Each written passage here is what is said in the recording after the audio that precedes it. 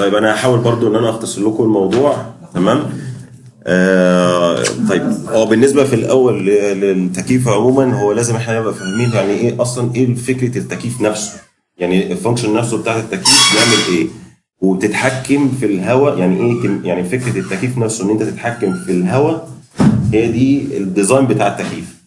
ايه هي البيزك فاندامنتال والهواء ده ايه البروبرتيز اللي فيه اللي انا بكنترول فيه. الانواع التشارت اللي احنا هنستخدمها، ودي التشارت الاساسيه اللي قايمه عليها علم التكييف نفسه كله، هي السايكومتريك تشارت دي حاجه ابتكروها الناس بتوع التكييف. تمام. اللي بتوضح الاير بروبرتيز كلها. تمام. سواء كان بقى هيوميديتي، سواء كان سبيسيفيك فوليوم بتاعت الاير، الكم نفسه بتاع الهواء، سواء بقى درجه حرارته، سواء كان دراي بالب او ويت بالب، اللي هو هنعرف بعد كده ان في من ضمن البروبرتيز بتاعت الهواء ان فيها حاجه اسمها ويت بالب ودراي بالب، وفي حاجه اسمها ديو بوينت، وفي حاجه اسمها هيوميديتي. كل ده الكلام ده هنشوفه. والفكره عموما بقى بتاعت التكييف ان انت بتكنترول في الحاجات دي كلها. انواع الهيت ترانسفير والهيت اراوند الروم دي، بمعنى ان هو احنا عندنا المشروع عموما احنا ازاي ان احنا نحسب له الكولينج لود او الريكويرمنت بتاعه الكولينج لود بتاعه. تمام. ده بناء على ان الحاجات اللي بتافكت عندي، اللي بتزود الحمل الاوضه، بمعنى اصح لو الهيت ريليز اللي بيحصل في الاوضه اللي انا بتحكم فيه. نفس القصه برضو زي الفاير والبلامنج، زي ما باشمهندس محمود كان بيقول ان هي نفس القصه في التكييف، ان احنا اللي بيمشينا هو الكودز والستاندردز اللي قايل عليها اشلي. طيب طبعا بعد كده برضو هنشوف الكلاسيفيكيشن بتاعت الاتش فاك سيستم، اللي هو هيبقى متقسم بقى من التشيلرز، ومتقسم للسبليت يونت سيستم، وايه هو الدكت وايه هو الدكت للسيستم والحاجات دي كلها. برضو نفس القصه في الاير ديستريبيوشن سيستم ده، اللي هو بقى لان بعد كده هنشوف او هنعرف ان السيستم عندنا بيتقسم لحاجتين، لاوت دور وان دور. تمام. الاوت دور ده هو الايكويبمنتس بتاعتي الاساسيه، زي التشيلرز وزي الاير هاندلنج يونت والحاجات دي كلها. طيب بعد كده الحاجات اللي هي الاندور بقى، اللي هي بتبقى زي السبليت يونتس والفان كويل يونتس، دي يعتبر من ضمن الاندور ايكويبمنت سيستم، او اللي هو بنسميه الاير ديستريبيوشن سيستم، لان هو متعلق اكتر بتوزيع الهواء جوه المكان. الفنتليشن سيستم ده، وده يعتبر من ضمن اهم الحاجات الاساسيه اللي في التكييف، هو لو انتم بتسمعوها عموما تجديد الهواء اللي جوه المكان. ده بيبقى برضو من ضمن الاساسيات اللي انت بتكنترول عليها جوه التكييف. بتشوف قد ايه كام، قد ايه اير تشينج ريت انت عايزه علشان تحافظ على الاندور اير كواليتي اللي جوه الابلكيشن عموما كله، او في المبنى كله بمعنى اصح. وطبعا زي ما احنا عارفين ان هو الابلكيشن نفسه بتاع التكييف موجود في كذا، في كذا حاجه، زي ما كنا بنتكلم من شويه، في المستشفيات، في المولات، في الاوتيلات، موجود في كل حاجه. طيب بعد كده هنخش في جزء تاني اللي هو الكلاسيفيكيشن بقى، اللي هو اللي انا كنت بتكلم عليه بتاع الايكويبمنتس او بتاعه الاتش فاك سيستم. هيبقى مقسوم لاثنين، للتشيلد ووتر سيستم وللدي اكس سيستم. وهنشوف اللي هو برضو الستبس اللي احنا بنبقى عايزينها علشان نقرر هل احنا هنستخدم التشيلد ووتر سيستم. وطبعا ده بيبقى بناء على حاجات بعد كده هنشوفها، بناء على كم الكولينج لود اللي احنا هنحسبه في الاخر. يعني مثلا ابسط مثال، ان انا لو عندي مبنى طالع الحمل بتاعه مثلا 2000 طن ريفريجرنت، اكيد مش هجيب له دي اكس سيستم. تمام. ليه؟ لان احنا بعد كده لما نخش وهنشوف ان الدي اكس سيستم ليه ليميت. تمام. والتشيلر ليه ليميت، وحتى التشيلرز بانواعها، يعني مثلا السكرو تشيلر ليه ليميت، الابزوربشن تشيلر ليه ليميت، السكرول تشيلر ليه ليميت. فكل برضو على حسب الكولينج لود اللي هيطلع في الاخر. وفي نفس الوقت برضو اللي بيكرر الموضوع ده، لان في ساعات بتصادف ان احنا في مباني ممكن يطلع مثلا ال 500 طن مثلا، ممكن ال 500 طن دول اجيبهم بالدي اكس سيستم عن طريق الفي ار في. بس هل بقى المساحات هتفرق معايا ولا لا؟ هل الكلام ده هيفرق معايا ولا لا؟ وبعد كده بنخش في حته ثانيه، هو الكوست بتاع السايكل دي كلها، يعني بمعنى الاوبريشن كوست بتاع الفي ار في، في الحتت بقى اللي هي اللي انا اقدر ان انا اعمل فيها سيت اب للدي اكس سيستم عن طريق مثلا في ار في او تشيلر سيستم. تمام. اللي بيحكم بقى في الموضوع ده هو ايه؟ الاوبريشن كوست والانيشال كوست. تمام. وهل بعد كده اللي على حسب الكلاينت وهو برده هو عايز ايه. يعني في كلاينت يقول لك لا انا الانيشال كوست مش عايز ادفع كتير في الاول، لكن انا مش مشكله معايا بعدين. تمام. فده يوجهك اوتوماتيك ان انت تروح للفي ار في سيستم. التشيلر بيبقى الانيشال كوست بتاعه في الاول بيبقى عالي، بس بعد كده على اللونج ران بيبقى السايكل بتاعته بتبقى اهدى شويه في الاوبريشن كوست. لا الفي ار في ما انا هقول لك الفي ار في التكنولوجي بتاعته معقده. تمام. مش زي ما انا صح العماله. انا يعني هنزل لك لتحت خالص، هجيبها لك من ناحيه العماله بقى، مش هستمر مش هكمل بقى في التكنولوجي بتاعت دي او دي. العماله نفسها بتاعت الناس اللي هم بتوع التشيلر علشان ده السائد. تمام. فهو العماله بتاعته يعني عارفه بمعنى صح هتخش وتعمل ايه وتظبط ايه وعارفه الاعطال فين والكلام ده، فبتلاقي الويج ريت بتاعه بيبقى اقل. انما ان انت عشان تجيب السبلاير مثلا زي الناس بتوع دايكن او الكلام ده كله يابديت، يعني يشوفوا السيستم ده الفيلير بتاعه فين والكلام ده كله، ده عالي. تمام. فبالتالي الرننج كوست بعد كده للسيستم ده غير السيستم ده، وده ليه ادفانتج وده ليه ادفانتج وده ليه ديس ادفانتج ودي هنشوفها بعد كده برضه. بس دي من احدى الاسباب يعني. طيب وفي نفس الوقت من ضمن السيستمز من ضمن الستبس دي طبعا الريكويرمنتس بتاعتنا بعد كده للمعماري. تمام. لان انتوا طبعا اكيد شفتوا السيستم التكييف بيبقى عامل ازاي، وطبعا احنا يعني مش فاير ولا بلامينج، التكييف بالذات هو العقده للمعماري. بالظبط. بالظبط. انت بالنسبه له انت بتشد له في حيطان. بالظبط. تمام. وتشد له ببلقايه بالظبط. بالظبط كده. فهو بالنسبه له احنا بنبقى لينا برضو، وسبب برضو لان هو بيبقى المعماريين عموما بيبقوا بيعملوا اشكال ساعات في السقف والكلام ده كله، احنا بيبقى لينا شروط في الفول سيلينج ده بيبقى صوته قد ايه. تمام. فانت كده بتبوظ له في الدنيا. تمام. فهو بالنسبه للناس المعماريين عقده. فبمعنى صح في خلال بقى الكورس احنا هنشوف اللي هو ايه اللي هم بمعنى صح اللي احنا الستبس اللي احنا المفروض نعملها. تمام. علشان نجيب الحل الاوبتيمم بالنسبه لنا وبالنسبه برضو للناس اللي هم المعماريين. بمعنى يعني ابسط لكم برضو الموضوع، يعني مثلا في مثلا اندور يونتس، مثلا لو هي مثلا لو هنتكلم على التشيلد ووتر سيستم مثلا، في تايبس مثلا نزلوها جديده اللي هو السليم يونت. تمام. غير اللي هو اليونتس الكبيره. تمام. ودي تقدر تستوعب قد ايه حمل. تمام. ودي تقدر تستوعب قد ايه حمل. وساعات بقى دي بتبقى نقطه الفيصل في الاخر، ان خلاص انا مضطر ان انا الجا ان انا هستخدم الاندور يونتس دي، مش نوعيه السليم ده، لا انا هستخدم الانواع العاديه بقى. فبالتالي انت دي من ضمن الريكويرمنتس اللي انت بتقول له عليها. لا انا السقوط بتاع المكن عندي كله هيبقى نازل ارتفاع معين، والمواسير بتاعتي تبقى ماشيه في ليفل معين، فانا السقوط بالنسبه لي المينيمم كذا. فبالتالي هو بيبتدي يكردم بقى مع بقيه الديسيبلينز الباقيه. تمام. طيب بعد كده هنخش في اللي هو مرحله الكولينج لود، وانك ازاي تعمل حسابات الكولينج لود. تمام. من الاساس بتاعه اللي هو من ان انت بقى ازاي انك تعرف اصلا اللي بيأكت على الهيتنج لود هو عباره عن ايه، من حيث الاكسترنال لود فاكتور اللي هو زي الشمس والاورينتيشن بتاع المبنى والكلام ده كله. والانترنال لود ده مثلا يعني طبعا بينكلود طبعا اول حاجه البني ادمين اللي جوه، الاكتيفيتي ليفل بتاعهم هو عباره عن ايه، الاير تشينج ريت بتاع الفنتليشن جوه هيبقى منظره عامل ازاي، لان كل الكلام ده يعتبر بالنسبه لي حمل. تمام. وفي الوقت ده هناخد برضو كيس ستادي ان انتوا لو عرفتوا ان انتوا تعملوا في الستيب دي بالذات المانيوال الكالكوليشن المانيوال بتاعه الكولينج لود. تمام. ده طبعا عن طريق الفورمولاز والحاجات اللي احنا هنشوفها في اشري. تمام. بالنسبه لكم بعد كده الهاب.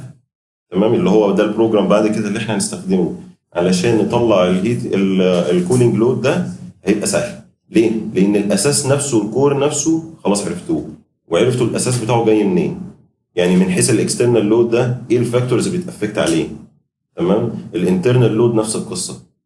طب هل انا لو عدد الناس زي ما هو، طب الاكتيفيتي ليفل بتاعتهم قد ايه، طب انا ممكن اتحكم في ايه، في درجات حراره اللي هي اكسبتبل ليميت ان انا اعرف اتحرك فيه، الليفل اوف هيوميديتي اللي جوه، كل الكلام ده هنقدر نتحكم فيه بعد كده.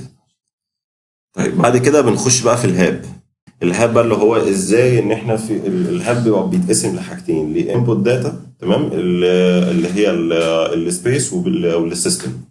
السبيس ده اللي انت بتدخله بتعرفه اصلا هو داخل، يعني الهاب نفسه مش فاهم هو بيعمل ايه. هو بيفهم السبيس دي عباره عن فوليوم، فانت بتقول له الفوليوم بتاع السبيس دي هو عباره عن اريتها، الهايت بتاعها كذا، نوع الابلكيشن اللي جوه ايه، طيب عدد الناس اللي جوه، الاكتيفيتي ليفل بتاعتهم ايه، الحيطان، الكونستراكشن بتاع الحيطه نفسها، هل في عزل ولا ما فيش، لان كل الكلام ده بيفرق معايا. تمام. الازاز ده بقى كمان قصه ثانيه. ده انا بكلمكم في حيطان لو هي مش معزوله، تمام، كل ده بقى عمال بزود في الهيت لود اللي عندي. الازاز لو هو في حاجه اسمها دبل جليزد، وفي حاجه اسمها لو اي، والحاجات دي كلها بتفرق معايا في الحمل. وممكن الكلاينت نفسه يودي المعماري الناحيه الثانيه بسبب ان هو دي النقطه اللي انا هتكلم فيها بعد كده في مرحله اللي هي السكيماتيك او الكونسبت، يعني بمعنى اصح ان انا لما اطلع له اقول له لا انا الحمل اللي طالع لي 1000 طن وانا هستخدم 5 تشيلر او 3 تشيلر ومقاساتهم كذا، هيلاقي الموضوع كبر. طب هو انت ايه اللي بيأفكت عندك كده قوي؟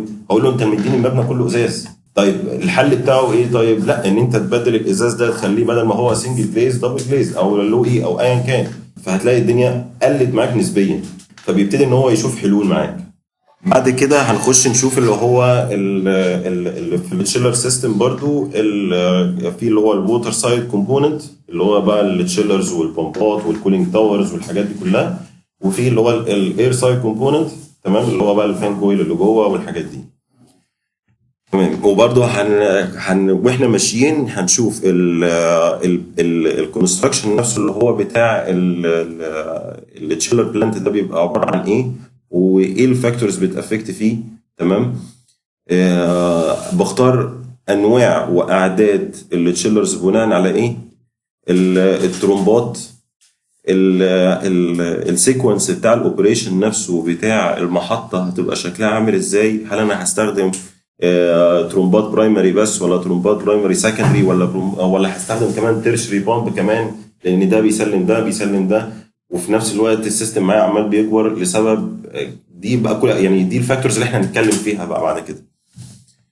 وفي نفس الوقت برضو هنخش نشوف اللي هو الكتالوجات برضو ازاي بنعمل سيلكشن للتشيلرز وبناء على ايه بارامترز بتافكت عليه، الهوك ابس طبعا بتاعت التشيلر وبتاعت الايكويبمنتس كلها عموما، لان بعد كده هنشوف ان في حاجه اسمها فالفات، وفي حاجه اسمها بالانس فالف، وحاجات كده كتير بتبقى ليها هاند سيتنج بيقفل عليها او بيفتح عليها، بيعدي من خلالها الميه وازاي بيكنترول عليها، كل الكلام ده هنشوف.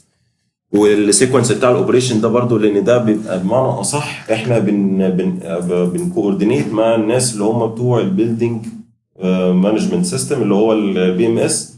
ليه؟ لان هو في المرحله دي احنا بنقعد معاهم بنقول لهم ان احنا السيكونس بتاع الاوبريشن، ان احنا مثلا لما نشوف بعد كده في المحطه بقى وهي بنحطها، ان فين السنسورز اللي احنا هنحطها، الاماكن بتاعتها فين، الريتيرن فين، السبلاي، والحاجات اللي احنا هنقيس من خلالها التمبريتشر بتاعه الميه، تمام، في البيلدينج والمحطه، وعلى اساسه الان تشيلر اللي هيقف، ان تشيلر اللي هيشتغل، ان تشيلر اللي هينزل ل 50% 80%. دي اسمها السيكونس بتاعه الاوبريشن، لان الكلام ده كله بمعنى اصح بيه افكت في الاخر على الكوست. ولو انتوا عارفين، تمام، وده اكيد يعني دي معلومه مشهوره عن التكييف، ان التكييف اكتر سيستم بيسحب كهرباء. فبالنسبه له ان انا اعمل له سيكونس اوف اوبريشن، ان اقول له التشيلرز دي هتشتغل على كذا كذا كذا كذا، واحط له اللي هو الدايجرام بتاع الاوبريشن بتاع التشيلرز، افيد له. بعد كده بنشوف برضو اللي هو التشيلرز بيبقى في الاخر خالص. احنا لما بنيجي نطلع المشروع بنطلع حاجه اسمها سكادول اوف ايكويبمنت. السكادول اوف ايكويبمنت دي مكتوب فيها التشيلرز ومكتوب فيها البمبات، مكتوب فيها كل حاجه في المشروع. بمعنى ادق اللي هو التشيلرز، طيب انا دلوقتي جبت تشيلرز مثلا نوعيه كذا، نوع الكمبريسور كذا، طيب ده هيشتغل عند درجات حراره كذا، الحمل بتاعه كذا، طيب والليميت بتاع التشيلر ده ان هو يوبريت لحد درجه حراره كام. كل الكلام ده بنكتبه في السكادول اوف ايكويبمنت بالتفاصيل، بمعنى اصح لكل ايكويبمنت موجود عندنا في المشروع. نفس القصه برضو التشيلر برضو ليه التكنيكال سبيسيفيكيشن، تمام، المقاول برضو بيبقى ملتزم بيها، وبيبقى متوصف فيها كل حاجه عن التشيلر. نفس الكلام بالنسبه للكولينج تاور والبمبات بتاعه الكولينج تاور والبمبات عموما في المشروع كله، سواء كان للتشيلر او للكولينج تاور. الحاجه الثانيه كمان الادفانتج والديس ادفانتج بتاعه الترومبات وبتاعه التشيلر، لسبب لان انا ممكن في حمل ممكن اقدر استوعبه. مثلا انا بضرب لكم مثال يعني سريعا، ان انا استوعبه بسكرول تشيلر، بس في نفس الوقت انا السكرول ده انا هحطه مثلا على مبنى ادمنستريتيف مثلا. من عيوب السكرول ده الفايبريشن بتاعه العالي، تمام، فهو طب مبنى اداري، فاكيد طبعا الناس اللي جوه مش عايزه تسمع صوت، تمام، فبضطر ان انا الجا لنوع تشيلر تاني. لو هو محطوط في لاي اوت او حاجه بعيده عن المبنى ده عموما، فبضطر بختار انواع تانية للتشيلرز. فدي من ضمن الحاجات اللي بتفرق معايا. طبعا اللي هو الارينجمنت برضو والنمبر بتاعه الكولينج تاورز، وبتبقى بناء على ايه، والسلكشن بتاعها بيبقى بناء على ايه، عن طريق حاجه اسمها الكولينج رينج والابروتش والهيت لود والحاجات دي كلها هنشوفها. البامب برضو الارينجمنت بتاعتها كام ترومبه، وهي بتتوصف ازاي، تمام، وبحسب الجي بي ام ازاي، عشان اللي كان بيسأل على الجي بي ام. وبحسب برضو بالنسبه للي جاي بعد كده اللي هو الاير هاندلنج يونت والحاجات دي، بحسب السي اف ام بتاعها ازاي. بعد كده برضو بخش في طبعا كل الكلام ده ليه علاقه بالكولينج تاور طبعا برضو، لان السكادول برضو بتاع الكولينج تاور بيتوصف فيه حاجات كتير، هو والترومبات بتاعته والترومبات بتاعت التشيلر. بعد كده بنروح للايدج سايد كومبوننت، هو التشيلر سيستم، علشان بس تبقوا عارفين اكبر سيستم في التكييف عموما هو التشيلر سيستم. بعد كده بالنسبه له الدي اكس سيستم هي الفكره بتاعت التكييف كله قايمه على حاجه اسمها الفيبر كومبريشن سايكل، تمام. هي نفس الفكره بتاعت التشيلر، لان هو عباره عن كومبريسور، ايفابوريتور، اكسبانشن فالف، هي نفس الكومبوننت بس مع اختلاف الايكويبمنت، لا اكتر ولا اقل. بس طبعا بقى اللي بيفرق في الكلام ده نفس الحته اللي انا قلتها في الاول، حته الاحمال، وحته برضو انا بستخدم ده في ابلكيشن ايه، لان الابلكيشن برضو بيحكمني.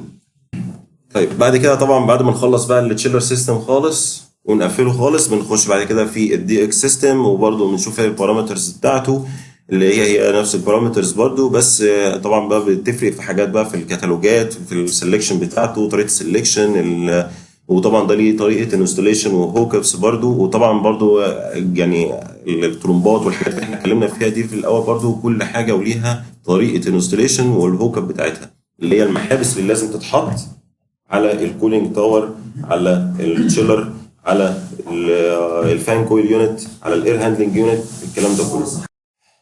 طيب بعد كده بنخش بقى في حاجه اللي هي اسمها اللي هي الاير ديستريبيوشن سيستم، اللي هو الضغط وانواعه، تمام، وطرق الديزاين بتاعته.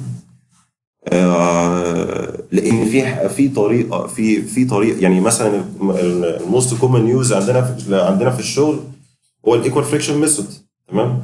لكن في ابلكيشنز معينه تمام بيطلب فيها حاجه مثلا في الدكت ديزاين اسمها ستاتيك ريجين. تمام.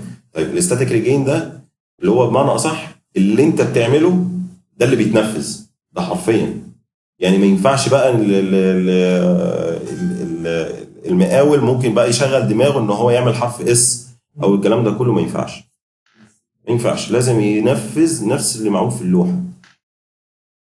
ولا بيحصل بقى ساعتها بيبقى تاكيد بقى، يعني دي بتبقى ليفل تاني خالص بقى، بيبقى بتاكيد بقى من الكلاينت ان هو المعماري ده مش هيتغير. تمام.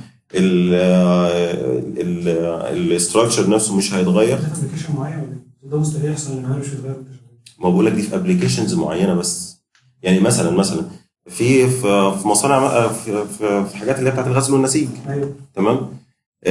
في مصنع من المصانع تمام كان طالب الاستاتيك ريجين ده. هو كان طبعا مش قال لك انا مش عايز المقاول يشغل دماغه في الضغط بالذات. حلو. ليه؟ لان انت بتتحكم في رطوبه جوه غير طبيعيه. تمام. فانت كميه الهواء عايز تحافظ عليها بص بالظبط. فبالتالي اللي هو المقاول لو شغل دماغه في حاجه انت المصنع ده وقع. فاهمني؟ بس فهي دي الفكره، ان في طرق جوه الديزاين نفسه بتاع الضغط. تمام. وفي بعد كده طبعا هنشوف اللي هو في التسليمات بعد كده لما نيجي نكمل المشروع مع بعض، يعني هنشوف ان في حاجه بنسلمها اللي هي اسمها الدكت رايز دايجرام. نفس القصه برضه في التشيلر، في اللي هو التشيلد ووتر برضه بنعمله. والطرق وفي برضه بروجرام تاني اللي هو اللي اسمه ماك واي ده او دكتليتور ده اللي هو بيحسب او الطريقه اللي هو السريعه. تمام. ده المفروض ان هو اوثرايزد من نسمكنا. تمام. بيستخدم الايكوال فريكشن ميثود بالظبط اللي هو الدكت سايز. طيب بعد كده بنخش في مرحله تانية اللي هو بقى انت ازاي انك بتحسب اللي هو الدكت ويت. لان في التوصيف بعد كده لما بنيجي بنحصر الدكت تمام احنا ما بنكتبلوش اطوال، احنا بنكتب له وزن. فدي بعد كده هنشوفها. بعد كده الاير اوتلت طبعا بقى. الاير اوتلت دي بتشوف اللي هو السلكشن بتاعها بيبقى ازاي. النيك سايز بتاع الاير اوتلت ده بيبقى بناء على ايه. الحاجه الثانيه الاير اوتلت التوزيع بتاعها بيبقى منظره عامل ازاي وبناء على ايه. يعني مثلا انت لو عندك اوضه سكوير تمام غير لما تبقى عندك اوضه ريكتانجل. تمام. غير لما تبقى عندك اوضه مش مفهوم لها حاجه. تمام. بالظبط. فكل الكلام ده بنتحكم فيه. سماكنا برضو كان شارح الموضوع ده يعني بحذافيره بمعنى اصح، اللي هو طرق الديزاين بتاعه الاير اوتلت. تمام. وان انت تحطها على ابعاد قد ايه. تمام. ايا كان بقى الشكل اللي عندك يبقى عباره عن ايه علشان تحقق جوه ان اللي هي اللي اسمها الاندور اير كواليتي. تمام. والتوزيع يبقى مغطي الاوضه كلها او السبيس كلها. بالظبط. عن طريق بقى ثرو ودروب لو انت هتستخدم سايد. تمام. عن طريق لان خلي بالك برضو في ناس ودي بتحصل كتير. في ناس بتحط مثلا لو انت هتستخدم سايد. تمام. انت اللي المفروض بتحدد الديفليكشن بتاع السايد ده. لو انت مثلا هتعمل سelection على ديفليكشن 45. حلو. طيب ده يبقى ليه طريقه سelection غير لما يبقى عند 90 غير لما يبقى عند 60 غير. ليه بقى؟ لان بيفرق معاك في حاجه اسمها الدروب. تمام. الدروب دوت لو والليفل بتاع اللي انت هتحط فيه الجريلا دي. تمام. لان هو بمعنى صح ابسط مثال انت ممكن تحط الجريلا على مستوى يبقى خابط في وش الناس كلها. تمام. او بمعنى اصح يبقى انت حاطه فوق قوي فبالتالي هو الناس مش في تكييف شغال قريب من الريتيرن مثلا وده بيسقط. ده غير شورت سيركت. لا ده غير شورت سيركت، ده حاجه ثانيه. زي ما سيركت الهواء انت مش حاسس بيه والتكييف شغال. هو يقول لك دي بتبقى بتحصل كتير، يقول لك التكييف شغال بس انت مش قاعد مش حاسس، انت قاعد حران. فده بترجع لاخر حاجه ممكن تبقى هي محطوطه غلط، وهي مثلا حاجه زي الديفيوزر نفسه او الاير اوتلت. بعد كده طبعا كل حاجه اللي انا بقولها دي ليها مواصفه وطريقه او طريقه البي او كيو بتاعتها بتتكتب ازاي وكل الكلام ده هنشوفه بعد كده برضو. طيب بعد كده هنخش في الفنتريشن سيستم. تمام. الفنتريشن سيستم ده اللي هو مقصود بيه برضو من ناحيه تانية اللي هو الاكزوست سيستم. تمام. طيب الاكزوست سيستم دوت انت ازاي انك الفنتريشن سيستم ده او الفنتريشن التايب ده عباره عن ايه؟ تمام. في انت عندك اكزوست للتويلتس، اكزوست للستور، وبتحسبه بناء على ايه؟ هو طبعا كل الكلام ده عن طريق كود. اكزوست الهود غير اكزوست لا ده انا افتكر كل كود. لا الهود ده حاجه ثانيه. ده الهود ده لسه هتكلم فيه. تمام. ازاي بقى انك تحسب في الاخر خالص الستاتيك بريشر. تمام. لان الستاتيك بريشر ده هو ده الكريتيكال بتاع المروحه. تمام. لان انت في بقى اللي احنا هنشوفه بعد كده اللي هو انت بتحسب بقى الفريكشن بتاع الضغط غير اللي هو بتاع الالبو، غير اللي هو البريشر دروب اللي عند الديفيوزر نفسه. تمام. لان انت بتنفخ هواء وانت عايزه يوصل لحد اخر ديفيوزر اللي راكب على المروحه. تمام.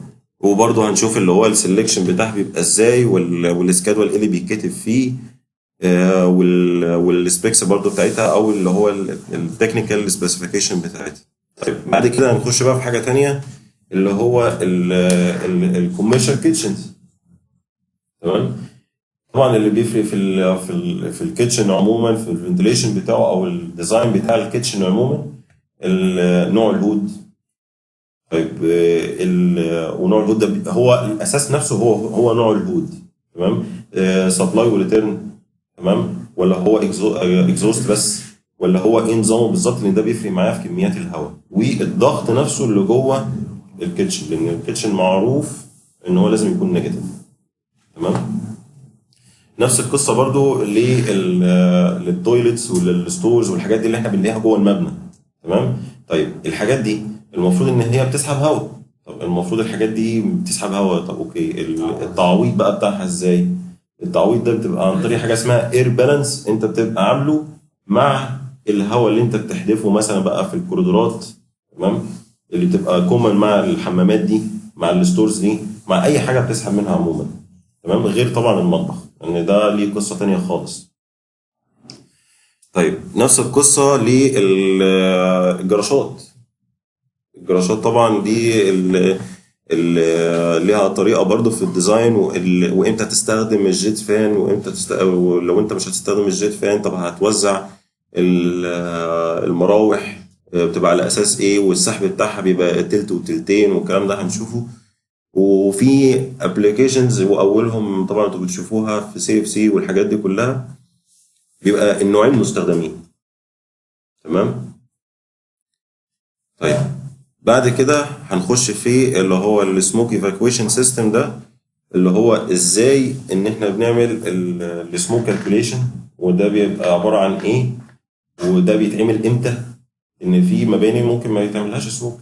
تمام. وطبعا ده الكود بيبقى حاكمني بان هو عند ارتفاع معين لازم تعمل ضغوطات معينه وتعمل سموك ايفاكويشن بطريقه معينه، وازاي انك تعمل ميك اب. تمام. للسموك ده.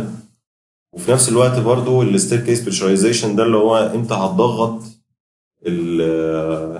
الستير كيس ده عشان الهروب. فكل الكلام ده الكود قايل عليه وامتى واللي هو عند ارتفاعات قد ايه وابلكيشن ايه، لان في حاجات برضو ابلكيشنز مش شرط ارتفاع بس لازم يتعمل فيها سموك. بعد كده في الاخر خالص بقى بناخد بقى يعني طبعا في وسط الكورس ده كله في طبعا يعني زي امثله هناخدها وانتوا هتعملوها برضو. في مشروعين هنشتغل عليهم. حلو. انا في برضو مشروع اللي هو الاوتيل ده برضو انا هشتغل عليه هنا معاكم، وفي نفس الوقت برضو مشروع البنك ده انتوا هتشتغلوا عليه برضو مع كل ستيب احنا بنعملها هنا انتوا هتبقوا شغالين عليها. بعد كده في الاخر خالص بعد ما نقفل بقى القصه دي خالص هنبتدي بقى ان احنا نخش السايكل ان انت شغال، يعني ان انت في مكتب دلوقتي هتسلم تسليمه تكييف. حلو. السايكل بقى بتمشي ازاي زي ما انا اتكلمت في الاول، ودي عاده احنا بنعملها. ان انت بتخش في اول حاجه اللي هي السكيماتيك ديزاين. السكيماتيك ديزاين دي بتيجي اول حاجه المعماري بيجي بيقول لك انا اديني الفتحات بتاعتك، اديني الاماكن بتاعت الايكويبمنت بتاعتك. طب الحاجات دي انت هتعرفها بناء على ايه؟ بتعمل حاجه اسمها اللي هي بقى الكويك استيميت بتاعه البيلدينج كولينج لود. حلو. ودي تبقى عن طريق البراكتس الكتير مع الابلكيشن اللي هو المفروض ان انتوا هتتعرضوا لها. ان مثلا ان ابلكيشن زي ده بالحجم ده الاستيميت بتاعه الطن بيشيل كام متر، تمام، وبناء عليه بتقدر انك تحدد الحمل المبدئي، بس طبعا ما بيبقاش بعيد قوي عن الحمل اللي هو الاساسي او اللي هو الاكشوال اللي بيطلع في الاخر بعد ما بتحسبه. بتطلع الحمل المبدئي ده علشان تعرف اولا انت هتستخدم انهي سيستم، تمام، تعرف بناء عليه انت هتستخدم انواع ايه من لو انت هتعمل مثلا سموك او غيره، الفتحات بتاعتك، اماكن الايكويبمنت روم موجوده فين، هل انت هتحط على السطح ولا هتحط فين ولا هتعمل ايه، الكونكريت باد اللي انت طالبها قد ايه، لان برضو الاغلب بتاع التكييف عموما بالنسبه لاي مبنى فهو اكبر سيستم بيستحوذ على مساحه كبيره، تمام، فهو القلق كله مع المعماري بيبقى معانا احنا، تمام. فبمعنى اصح اللي هو انت في اول مرحله دي بتطلعوا اللي هو السكيماتيك ديزاين باكج دي اللي هي بيبقى اللي هو حسابات اللي هو الكولينج لود، بس طبعا اللي هو الاستيميت بتسلكت سريع الاتش فاك سيستم، الفنتريشن سيستم نفس القصه اللي هو لو انت هتعمل سموك او بريشرايزيشن للستير كيس، بتعمل اللي هو الشافت ريكوايرمنت، تمام، بناء على الكلام ده. بمعنى صح ساعات المعماري بيطلب اللي هو علشان لو هو عنده سيلينج كتير في المشروع بيطلب انت السنجل لاين دايجرام، يعني قول لي بس انت هتمشي ازاي عشان يعرف هو يحط السيلينج بتاعه، لا بسايزنج ساعتها ولا باي حاجه، هو عايز يعرف بس تخيلك في الراوتنج نفسه بتاع الضغط انت هتمشي ازاي، تمام. بعد كده بناء عليه او زي ما انا قايل ان بعد السنجل لاين دايجرام اللي هو بتحط اللي هو السيلينج ريكويرمنت بناء على الايكويبمنت بعد كده اللي انت هتحطها والضغط برضو الراوتنج بتاعه، وبتطلع الكونسيبت ديزاين طبعا قبل الليله دي كلها خالص، ده حاجه اكيده قبل ما بتخش في مرحله الاسكيماتيك احنا كده كده بنطلع الكونسيبت ديزاين زي ما الباشمهندس محمود كان بيقول، ده كده كده في كل الديسيبلين علشان الكلاينت بيابروف عليه، تمام. بعد كده بتخش بقى السايكل مع المعماري، بتبتدي انك بقى تديله كل الكلام ده، بتطلع في الاخر في السكيماتيك ديزاين فيز ده احنا بندي البيز بتاع الديزاين ريبورت والاتش فاك سيستم اللي هو احنا هنشوفه بعد كده في الكونسبت ريبورت، احنا بنحط اللي هو نوع السيستم اللي احنا هنستخدمه ايا كان هو ايه، وبشكل مبدئي كده لو احنا هنحط محطه هنحطها فين، الفيجر بتاعها عموما هيبقى منظره عامل ازاي علشان بس الكلاينت يبقى شايف احنا بنتكلم في ايه، لان هو بمعنى صح ممكن تبقى انت حاطط الايكويبمنت على الروف ممكن يقول لك لا شيل الكلام ده كله انا هعمل لك محطه بره، تمام. وطبعا هيبقى في كل مره يعني مثلا زي في المحاضره اللي هي رقم 13 دي يعني احنا بنراجع برضو زي ما هيعمل معاكم باشمهندس محمود برضو اللي هو المشاكل اللي واجهتكم في سواء كان بقى سيلكشن على كل مرحله، زي ما احنا بنسلم مثلا زي اللي كنا بنتكلم فيها السكيماتيك ديزاين فيز دي، ايه المشاكل اللي واجهتكم اللي انتوا طلتوا عليها اللي انتوا ما تعرفوش تسلموا الباكج دي، خلاص خلصنا الجزء ده ننط بقى للجزء اللي بعديه اللي هو الديتيلد ديزاين فيز، تبتدي بقى انك تحط الحاجات بقى الاكشوال بقى اللي طبعا الكولينج لود عن طريق اللي هو باستخدام طبعا اللي هو السوفت وير بتاع الهاب، يعني ده اللي هو الاوثرايز طبعا، الفنتيليشن والاير بالانس، بمعنى اصح اللي هو الحاجات كلها بتطلعها ان هي بقى الاكشوال بتاعها، تمام. ده زي ما انا قلت في الاول اللي هو ده بيبقى اشبه بالتندر باكج، هي نفس التندر اللي هو هيبقى بس على تعديل على حاجات بسيطه. بعد في الاخر خالص بنوصل بقى ان احنا بنسلم باكج خالص الاخيره اللي هي تندر باكج، ودي اللي انتوا هتسلموها في الاخر على مشروع تاني خالص، ده مبنى ريزيدنشال، تمام، بلوحه بالسبيكس بتاعته بالبي او كيو بكل حاجه بمعنى صح زي ما التسليمه الاكشوال فان اللي بتطلع من المكاتب دي في الاخر هتدوها لنا، تمام. وهنشوف برضو في الاخر خالص